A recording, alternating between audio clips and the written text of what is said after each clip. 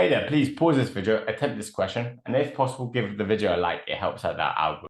So in this question, they are talking about something that is perpendicular to this. Now, the gradient of this line, okay, is 4, because that's what the number in front of the x. That symbolizes the gradient. Now, when we're looking for a perpendicular gradient, we do -1 divided by the gradient, which in this case 4.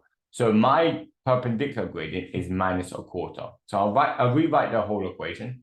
Y equals -1/4 x plus c. I don't know what my y-intercept is, but they did say it passes through 0 and 6. So if I substitute 0 into this equation, my y should be 6. So what does c have to be? Well, if you look at this, c therefore has to be 6 because this is going to cancel out, because when you times it by 0, it equals 6. So y equals -1/4 x plus 6.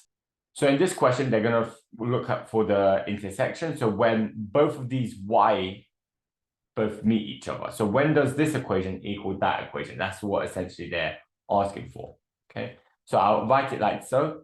And I'll move the 4x to the other side. So x squared minus 4x. And I add 5 on both sides. -12 equals to 0. It doesn't matter if the 0 is on the left-hand side or the right-hand side.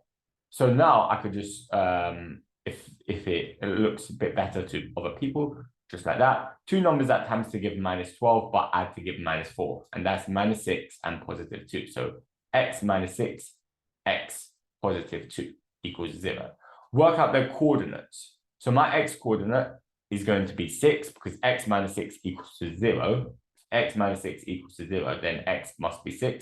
And the other coordinate is if x plus 2 is equal to 0, x will obviously be -2. So those are my x coordinates, okay? So it's x minus 2. I have two options, but I need to find out the corresponding y coordinate. I could use this equation or this equation. It won't matter because when they intersect, both y coordinates are going to be the same.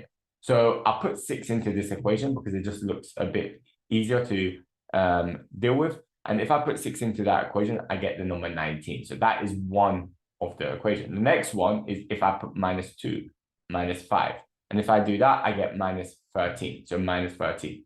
And those are the two intersections of that graph. So if I had the graph like so, I believe it will look like this: -17, 4x plus 5, -5. So it will come down from there, bam, bam, bam. Those are my two coordinates. So this one right over there will be the -2, -13.